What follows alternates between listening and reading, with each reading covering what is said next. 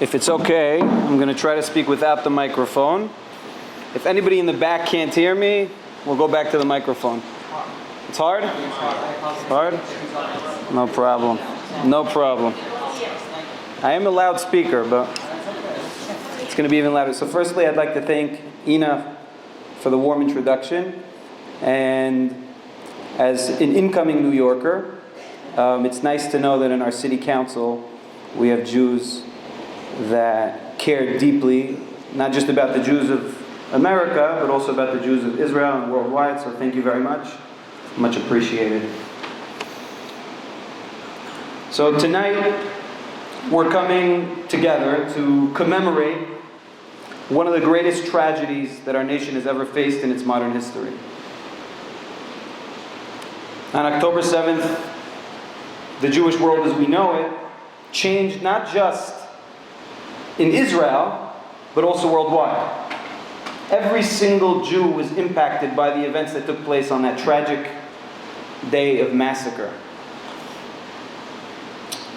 Now, being a Jew has always been a challenge, yeah? But the thing is, since the State of Israel was founded, I think every single Jewish person felt like finally, even though I may be living outside of Israel, I may be living in the US, I may be living in Paris, I may be anywhere in the world, but I have Israel, I have that foundation, I have the backing that the State of Israel gives us. So the Jews in America are strong, not just because HaKadosh Baruch Hu has blessed us, which He most definitely has, and not just because we are abundant, but also because we have the State of Israel behind us. And October 7th was a paradigm shift in that sense.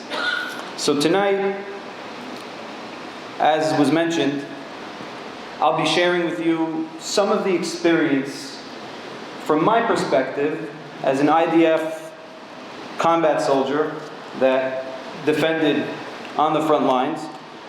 I very much appreciated what you said about the 360,000 other combat soldiers, because sometimes when you come to America, when I come to America, I'm given credit as though I did something that's extra, I did something that's special, but I don't feel that way because I served just like everybody else served on that day.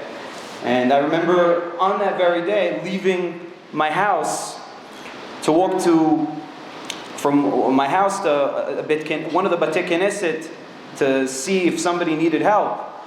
And in the city of Ra'anana, where I grew up, everybody was leaving their houses, and by everybody I mean men of all ages, young men to older men in their 50s, were leaving dressed in green, dressed in uniform, ready to defend. But before I get to that day, before I get to October 7th, I'd like to give a little bit of context, even though many of you know me, and I know many of you, and I feel very much at home in this wonderful synagogue. I would like to backtrack a little bit about myself. So, I was born in Brooklyn, 99. My family made Aliyah when I was 98. My family made Aliyah when I was too young to remember. And I spent most of my life growing up in Israel. But the place I grew up in is a city called Ra'anana, where your English is very prominent. You think in English, you speak in English, all your friends speak English. So I essentially grew up as a child of immigrants in Israel, identifying as an American, but really I was an Israeli my whole life. And I went through school just like every other Israeli, high school, finished high school age 18, and instead of going to college, I was given the opportunity to take a year, to take 2 years actually, of what most Israeli teenagers do, of preparatory programs to help me, number one, decide where I want to serve, and number two, reach the place that I want to serve, not only physically but mentally fit. So I spent 2 years in this yeshiva in Haifa, and I was preparing, and I was thinking where I want to go. I said, I want to serve in the best possible unit. That I knew. I didn't know where. My mom wanted me to serve in intelligence. She told me, I don't really want you to be a combat soldier. You're my son. You're my oldest. I've never had a kid in combat. I told her, no problem. I'll go do the tryouts for those units. I tried out. I didn't make it to those intelligence units. I'm not sure why. But then in August 2018, I had a dream of making it to a unit called Devan. That was my dream. I knew I wanted to be, and I knew Arabic, Duvdevan is a special unit that has what's called a mistarvim. I said, this is the most exciting thing. I want to do this. It's like Fauda. So I knew Arabic. I prepared. I was in incredible shape. Some of you remember me in 2019. I was about 25, 30 pounds lighter. There was a reason for that. And we're working on it. Don't worry. The city, there's a lot of good running paths. I'll get back down. And I didn't make it to Duvdevan, and that's, I think, one of the first things every young Israeli drafting to the army realizes, that it's not really up to you where you're going to serve, it's not up to you where you're going to be. You may want to be somewhere, you want to be Sayeret Matkal, you want to be in these crazy units, you dream that you're going to be some sort of Rambo commando operative going into enemy territory, killing Nasrallah himself. But the truth is, you don't really get to make that decision. So, I drafted into paratroopers, and they had these tryouts. It's a 1-week long Hell Week. And by the end of the Hell Week, I was given I was told that I was accepted into the prestigious Sayeret Tzanchanim unit, known in English as the Paratrooper Special Forces. At the time, most people get into a unit like that, they're super, I just made it Sayeret Tzanchanim, amazing. I was so bummed out, I was ready to cry. I was like, I didn't make it into the unit, I can't believe it, I'm not going to be in Duvdevan, can't believe it. But I remember the first day in the army, the first day after having been accepted to the unit, they put you around in a circle with your new teammates, and they tell you, I want you to look to the left, I want you to look to the right. These are going to be your brothers, not just for the next 3 years of service, but for your entire life. At the time I was a skeptic. I was brothers, mothers, and not Duvdevan, leave me alone. And I was looking to the left and looking to the right, and these are foreign people, okay? Some people look very religious, some people don't look religious at all, some people look like they might not even be Jewish. A very diverse group of people, which I said, how am I going to become friends with these people? How am I going to serve with these people? These aren't where I wanted. This isn't where I wanted to be. These aren't the people I wanted to serve. It's like I thought I knew the people in Devan. I didn't. And so I started training, and we had a 14-month-long training session to become combat soldiers in Sayeret Tzanchanim. All through the 14 months, we were nothing. We were like the dirt of the earth. We were crawling, running around, sprinting up and down mountains, carrying insanely heavy loads of weight, 150 pounds on your back, doing insane stretcher marches for night after night after night after night, land navigations, and it all culminates to the end of what they call maslul, the end of your training, and at the end of training, you become a warrior in the unit. And when I became a warrior in the unit, we had an arrest as a team. It was our team's first arrest. And when you go on these arrests in Judea and Samaria, you're going into these relatively dangerous areas like Jenin, you heard on the news, Kabatia, all these places, Ramallah. And we had our first arrest, and they needed somebody who knew Arabic. And I was the only guy who knew Arabic in the unit. So I ended up becoming my unit's field interrogator. And this is the classic Israeli tale. You know, you start, they throw you in a place that you don't want to be against your will. You didn't ask to be put there. But that's Israel for you. You don't ask to be put there. You get the nisyonot of Abraham Avinu, you get 10 nisyonot, 10 trials, but then you get rewarded. And the reward is always greater than the trials that preceded them. So I served, and it was an incredible service, but we're not here to speak about that. I got released, met my wife, got married, started my life.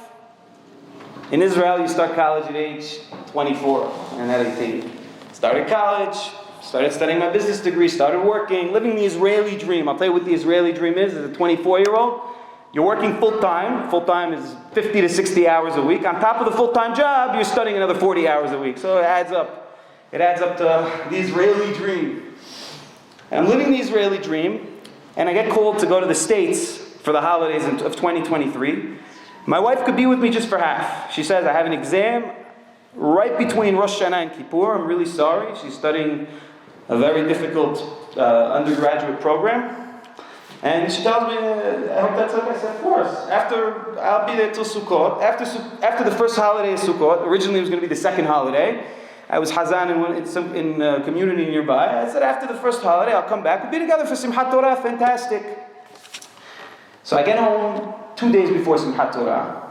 I'm jet lagged. 3-4 days before Simchat Torah, I was sitting with Joey in the sukkah, with Joey Shehova. We were chilling, having ahwe, shai in the sukkah, living the life. Really, everything was good, everything was green, everything was fantastic, sunshine and rainbows.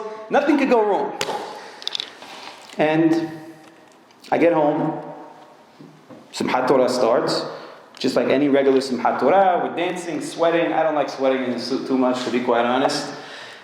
And I forgot to mention, at that time I was serving as a rabbi in a synagogue in Kfar Saba called Menuchat Shalom.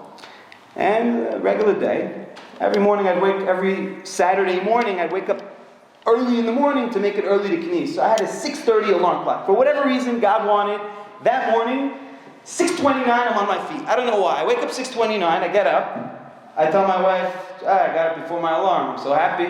I don't know why I was happy. As I say those words, suddenly we hear the siren. The same siren that I think approximately 50% of Israelis heard on that day. And when I heard the siren, two emotions went through my mind. The first emotion was, and I think this was an emotion that was collective, this is a mistake.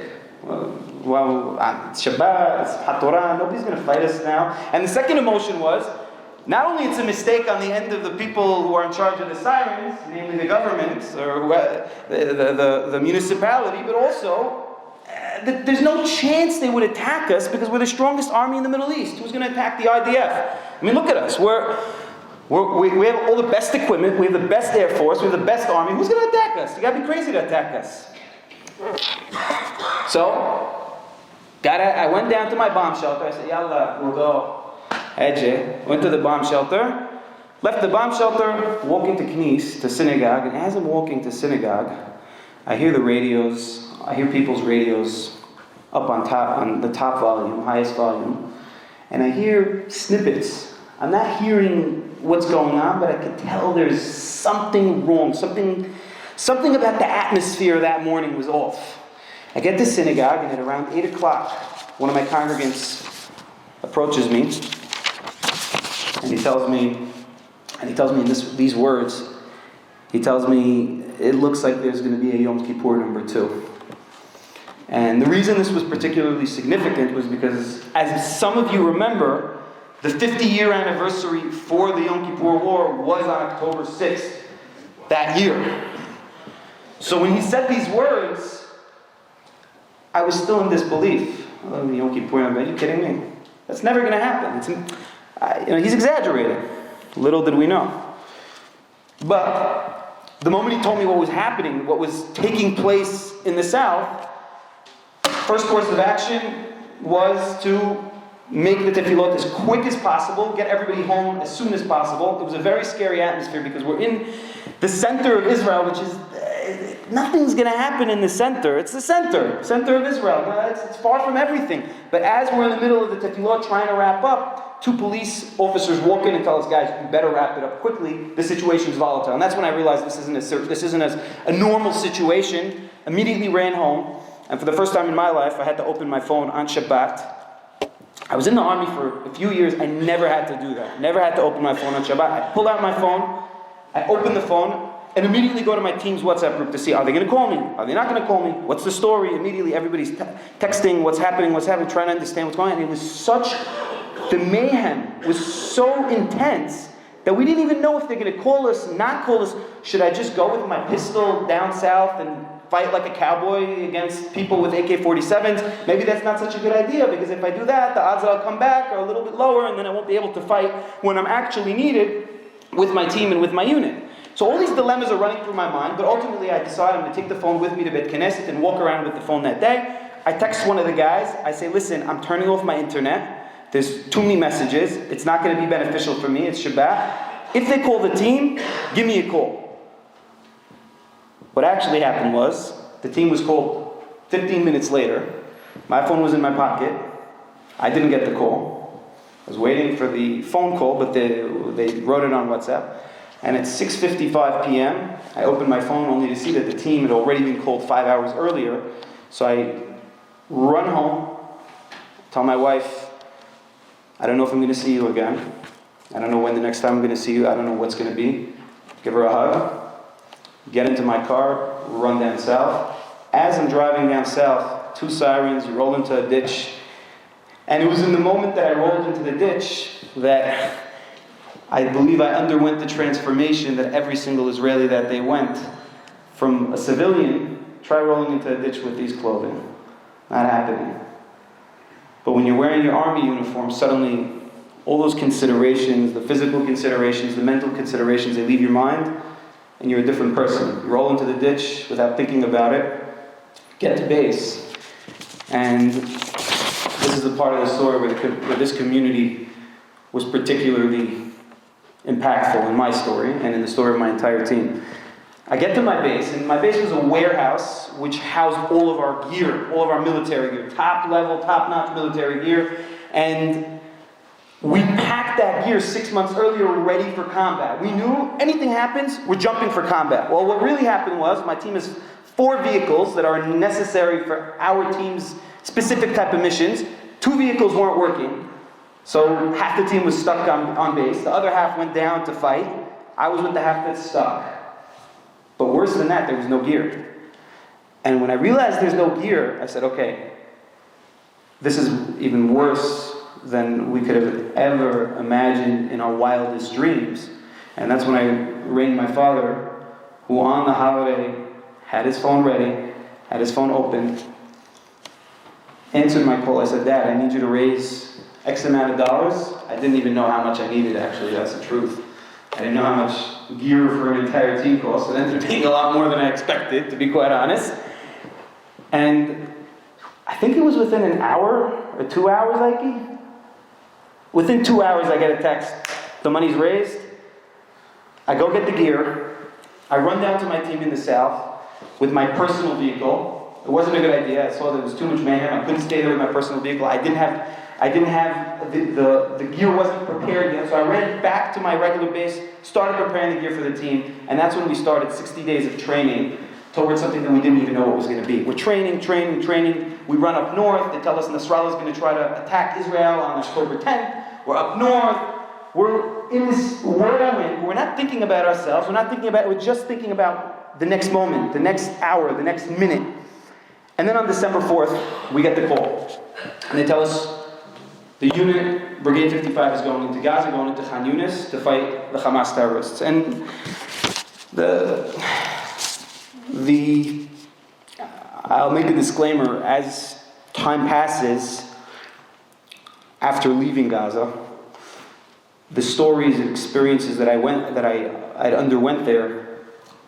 When I first left the battlefield, I gave a couple of speeches. It was very easy to speak about. And I think the reason it was so easy to speak about is because you're still shell-shocked from everything that you experienced there. And now, 8 months later, and I was invited to quite a few October 7th memorials, and it's very difficult to speak about these stories. So forgive me if I get a little bit emotional, or I decide to skip or return, or it's going to be an interesting experience. So we get to the border of Gaza. We're ready. We've been training for 60 days. We're about to enter. And here, my wonderful team, who are my brothers today, they gather into a circle, and as we're in this circle, about to enter Gaza, I tell the team, guys, I want to say a special tefillah before we enter. So I say this tefillah, and I say a special tefillah that I've written in advance, very emotional tefillah, and as I'm saying this tefillah, we hear bombs in the background. These bombs. It sounds like some sort of movie. Never experienced war, and you've been in training, but war is a completely different ballgame. And as we hear those bombs, we hear even louder bombs. And I ask my commander, what's going on? Are they getting it? He says, no, that's the Air Force getting them, leveling the playing field before we enter. So I say this tefillah, and as I say the tefillah, I see my entire team looking at me. Religious, not religious, Haredim, people who think, Jews that think they're non-Jewish, non-Jews that think they are Jews, the entire representation of Israeli society in one spot. And we're all listening to the Mishiberach and all saying Amen together because we're going in as a team, going in as one group to fight a common enemy, the enemy of the Jewish people, Hamas. And we start walking in, but as we're walking in, we realize we're not just a team. It's not just a unit. It's not just Brigade 55 of the paratroopers. There's tanks. There's Air Force. There's military engineers. Everybody's working together. These are people I never met before. These are people I don't even know. But we're all working together towards the common goal of saving as many Jewish lives as possible and fighting and beating our enemies. And that's a powerful experience. That's probably the most powerful experience I ever had in my entire life. And we passed the border. I want to say 3 hours after we passed the border, we get our first gunfight. There's gunfire coming from one of the houses. Immediately, the entire team, they lay down to start returning fire, and it's your first gunfight. As a team, everybody's returning fire, so it's pretty intense. And I realized there's nothing for me to return fire, because with 50 guys shooting at the same place, it's going to be a mess. It's not worth it. So I sit back, a couple of guys sit back, we're trying to calm down the situation. Other guys, calm down, don't go crazy wasting all your bullets on your first gunfight, because we still have a whole war ahead of us. And as I'm doing that, one of my teammates, his name is Mbeso, Ethiopian kid, made Aliyah about 20 years ago from Ethiopia by foot. And used to not be religious. Sometime after getting released, he became religious. He pulls out of his bag, Harambam, and he starts studying. There was no chance there was no chance that I was going to study while I was in Gaza. I just couldn't do it. I wanted to. There was no chance. I brought a book. There was no chance I was going to open a Sefer Torah in Gaza and start. It was an impossibility. But this kid, maybe he was religious for 2 years of his life, opening the book, studying. There's a gunfight around him. I tell him, Mbeso, what are you doing? He says, there's nothing to do. Let's study Torah. So I go, okay, from now on, we're going to be a team. Whatever you want to study, take me. I will study with you. Whatever you want to study, I'll study with you, as long as you, yes, thank you very much. As long as you take me and help me be a better Jew while we're in Gaza. So that's the kinship. And I just landed in New York about a week and a half ago, and as you know, I'm moving here in December with my wife. And as an Israeli, coming to New York is crazy. There's hustle and bustle, you're in the city, downtown, uptown, you're running, everybody's walking quickly on the subway. It's crazy. It's a whole different ballgame, whole different universe. I don't care how intense Israel is in Tel Aviv, in the hub of hubs, the tech hub of the Middle East or of the world. People aren't working that fast, people are chilled, laid back, wearing sweatpants.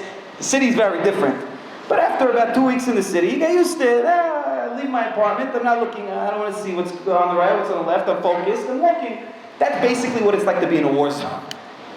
You get to the war zone, the first 2-3 weeks, it's crazy. But eventually, you start developing second nature to the sound of mortars 50 feet away from you, from the sound of Air Force, from the sound of RPG, from the sound of terrorists shooting your way. You start recognizing the various bullet sounds. This bullet, that's a AK-47. That bullet, that's a makeshift rifle. That bullet's a sniper rifle. That was an RPG. That was a cornet. You start recognizing everything. But the first night was very different. The first night, we conquered a house to sleep in it. And when we conquered this house, we had to black out all the windows to spend the night there and to make sure that from outside it's not seen or visible that we're in that house. And we're preparing for the evening. We're preparing to stay the night. And as we're preparing to stay the night, there's a huge boom just 20 feet away in the house nearby. An RPG missile was launched at that house. The house was decimated. Now the first thing we're thinking about is not, am I alive? Because you're not thinking about that. You're in war, you're in a war mentality. You're thinking, were there soldiers in that house? Thank God nobody was there. 5 minutes later, the house behind us, another RPG. First thing, are there soldiers? Thank God no soldiers. Our house somehow wasn't touched. And it's a miracle that it wasn't touched because we had all the top command of paratroopers in that house with us. And had that house been demolished, I don't know how the brigade would have been able to continue fighting.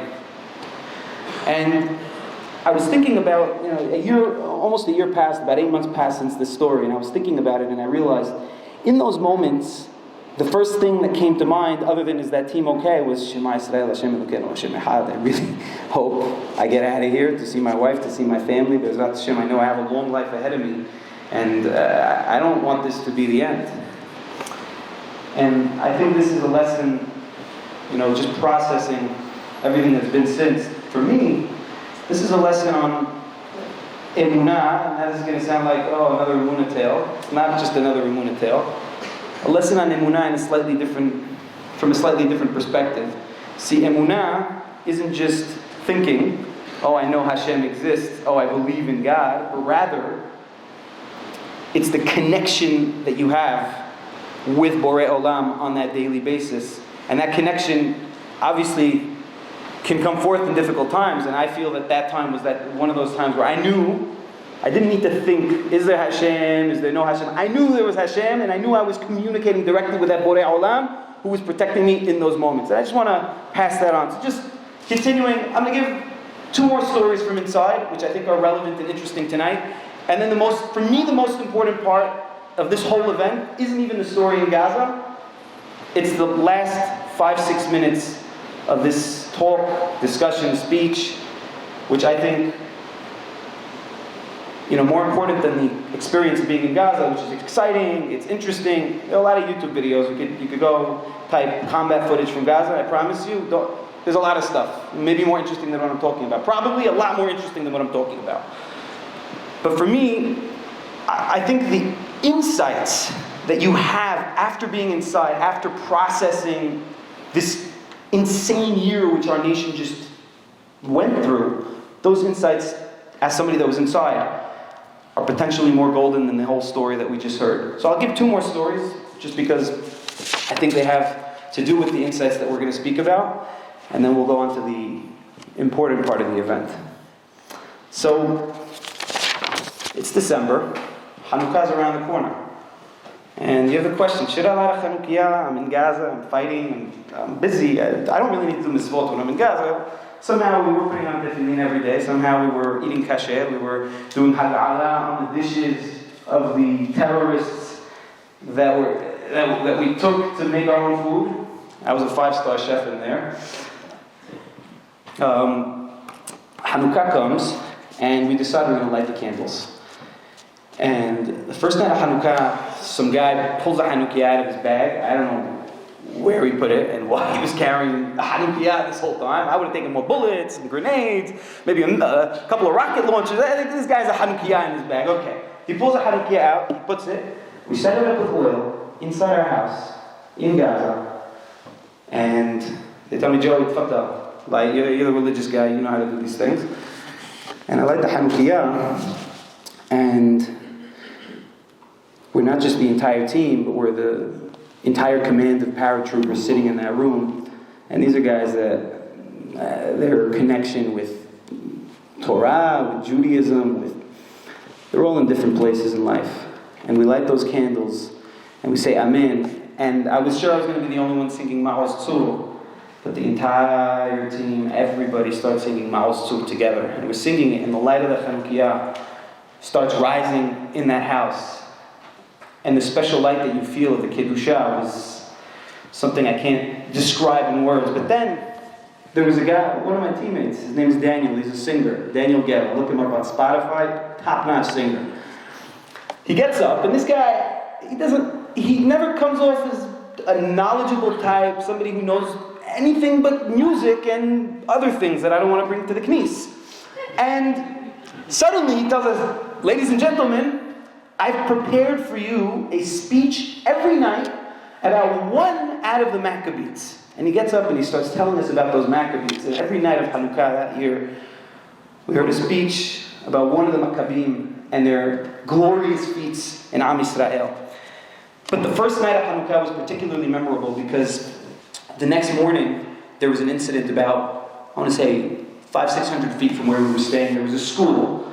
And of course these terrorists know no limits. So they had tunnels under the school harboring ammunition, rockets, all kinds of fun goodies designed to endanger Am Yisrael. And there was a team there, so one of our units was there.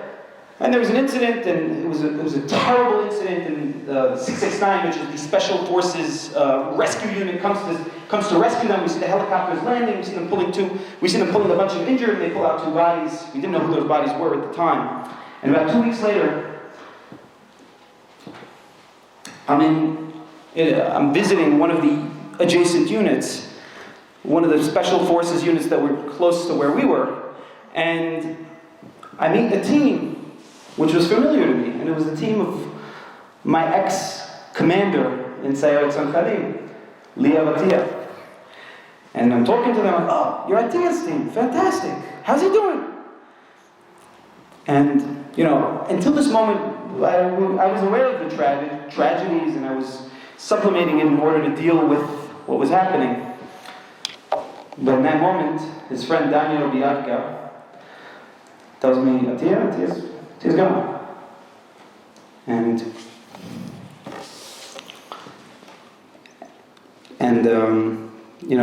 suddenly you realize this guy who I was speaking to just before entering Gaza, shaking hands, hugging, he was telling me he was studying an engineering degree, ready to become a builder. He wanted to open a building company. He's never going to come home. And, it was a terrible, very difficult moment. And my team hadn't known, we hadn't been told, because they wanted us to stay focused. They said, why tell the team about their commander passing away? Not passing away, getting murdered. It's not going to help. But it was hard to hide the emotion. And that evening I went home, I came back from where we were, and the whole team got together, and it was time to let the guys know, we all had friends that had gotten killed. We all had neighbors that had gotten killed. Up to that time, I'd known perhaps over a dozen guys my age which didn't return. But when it hit so close to home, it's impossible not to fall into a pit. And this is where I want to take you to the conclusions part. Leah Atias was an incredible human being. He gets killed. And all you want to do in that moment, when you're dealing with the death, you want to curl up into a ball and just go to sleep. You want to get out of there. You want to go home. You want to just not be in those moments. But the thing is, you have war ahead of you. You have to fight, and you have to continue doing what it is you're doing to protect Am Yisrael. And I distinctly remember, it was kind of funny. I didn't, you're not supposed to drink alcohol when you're on duty. But I remember saying, Hashem, get me a bottle. I just need a good bottle of scotch right now. As I'm saying that, an older guy, I don't know where he comes from, parked his Hummer next to our vehicle. He said, did I just hear somebody wants a bottle of scotch? I said, yeah, that's me. Goes to his Hummer, pulls out a fresh bottle of Black Label. It did the job. Sure, it was no Macallan's 18 or 21, but a Black Label in Gaza is the best you're going to get. And we pop open the bottle, we do a l'chaim in Liav's memory. And as we're doing that l'chaim, Shabbat comes in, it's Friday night, and every Friday night inside we made an effort to sing together the Kabbalat Shabbat and pray Arvit together. There were no Sidurim in many of the times that we were in Gaza. Only later on did we get some Sidurim brought to us. So I would say Arvit, and some of you know I'm a Hazan, so I would say the Hazanut of Arvit for my entire team. We would even do the Amidah out loud, even though it's Arvit. You would do the Amidah out loud so that the guys could all pray with you together. Not religious. Again, there's no such thing as religion when you're inside. We're all Jews defending Am Yisrael. No such thing as, more religious, less religious. It doesn't matter. Not relevant. As it should be on our day-to-day lives. The guy's religious, the guy's moral. I don't care. He's a Jew. He's my brother. And you're trying to understand, what do I do in this moment? How do I move forward? And then I reach a conclusion. And it hits me. Atiya, that's what we used to call him. The guy's a beast. This guy could do anything. When we were in training, in our minds, he was the pinnacle of what an IDF combat soldier is. He was the best of the best. And would he want me now in Gaza lamenting about his death? Would he want me, Joey Faur, to be sad that he died so I could continue fighting and so Am Yisrael could continue living and so the people here in America could continue living their lives? Would he want us to be sad for his death? And the unequivocal answer to that question was, no way. He wouldn't want that. And so the only conclusion you could have after thinking about that was, well, if he wouldn't want that, then I could be happy. I could continue performing my duties, continue the missions at hand, and still have a place in my heart for him, but I don't need to be sad, because he fulfilled his mission in life. He died for our country. He did the most noble thing any person in this world can do. And that's my first conclusion for the evening.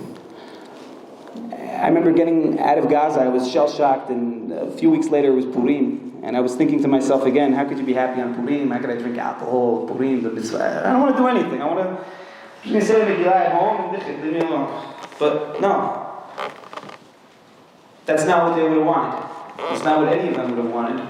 Because the soldiers that died, those heroes that died, are the reason we get to do what we get to do on a daily basis. And that's what I want you to think about, because October 7th is a difficult time, it's a difficult day. It's something that's extremely hard to commemorate, because we all have the pain, which is our nation's pain, it's our people's pain, it's the pain of Am Yisrael, no problem. But that pain needs to be limited in order to keep living our lives to commemorate the deaths of those that didn't come back. Because those that didn't come back would not want us to lament, they would not want us to be sadder than we need to, they would want us to continue living our lives. And so, this Purim was a great Purim. I enjoyed myself, I had the best Purim ever, but I left a room in my heart for those that passed away, left a room in my heart for those that didn't come back. The second conclusion, this is a personal one, but I think is also relevant to every single person in this room. Looking a year back, the truth is, I didn't really want to speak at any of these October 7th memorials or events. And the reason is because I feel an immense feeling of regret. See, in the money time, I wasn't there for my fellow brothers who needed me. Sure, I didn't have a rifle. I didn't have the best vest.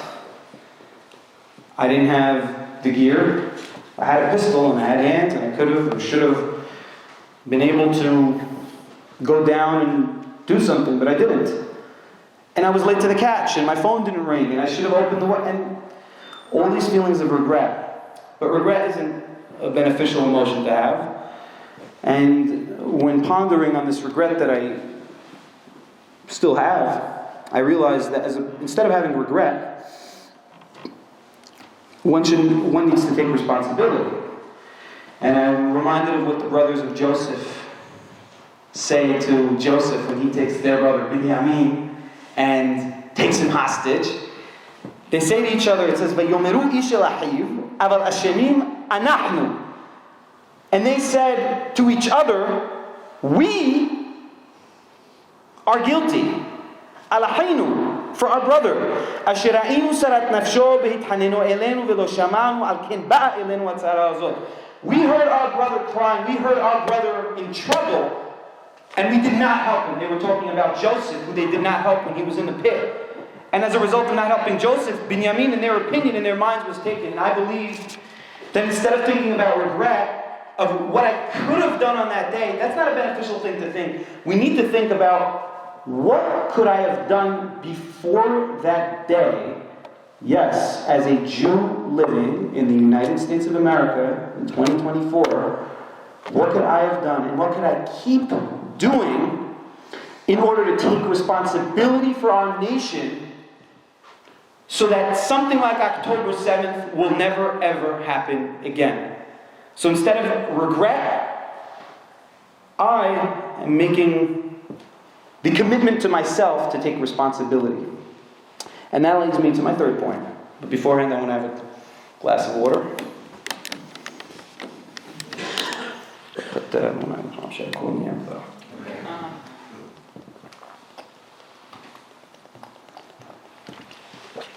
Third and final point, I should say.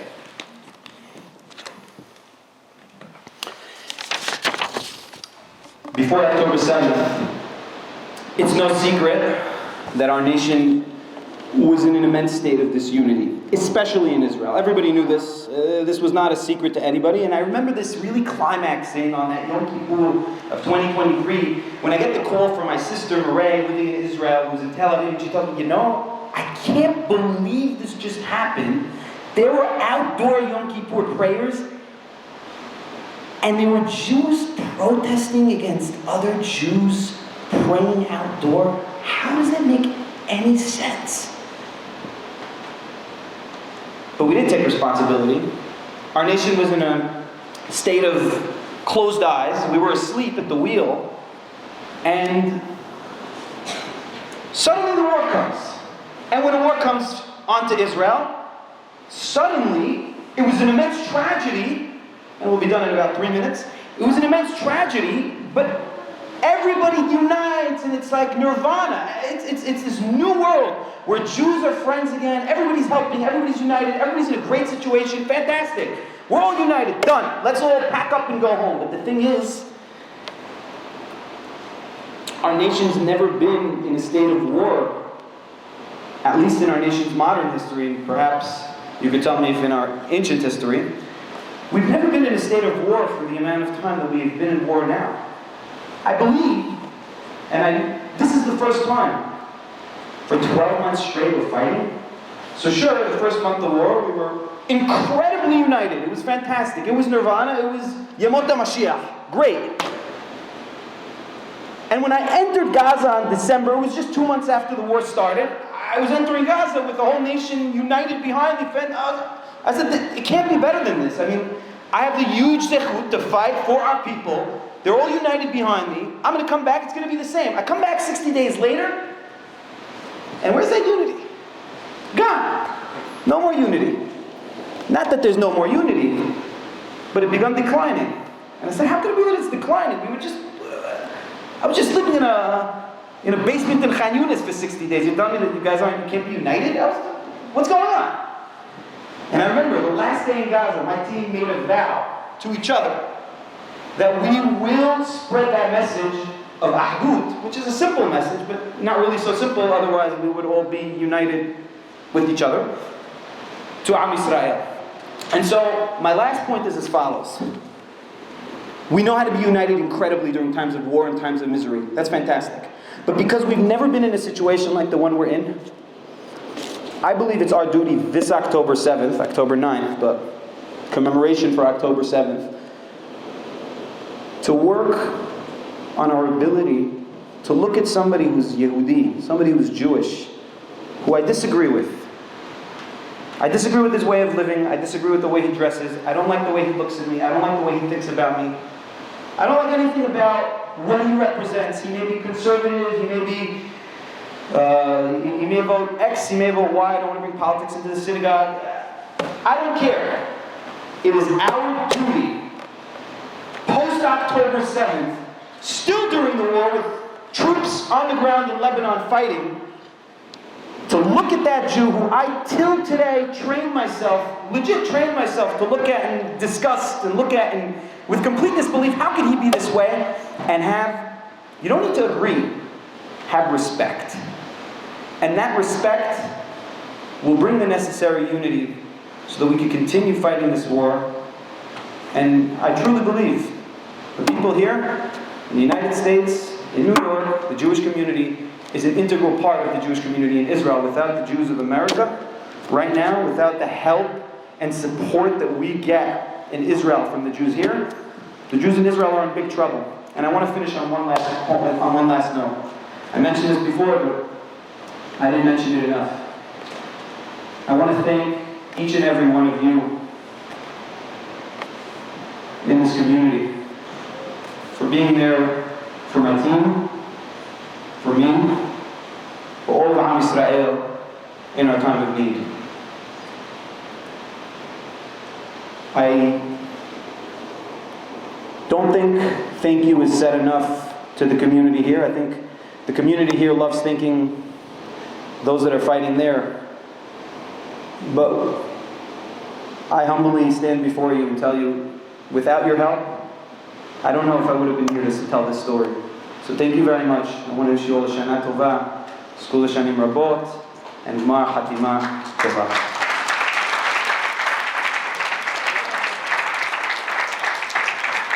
Does anybody have any questions for Joey while he's here?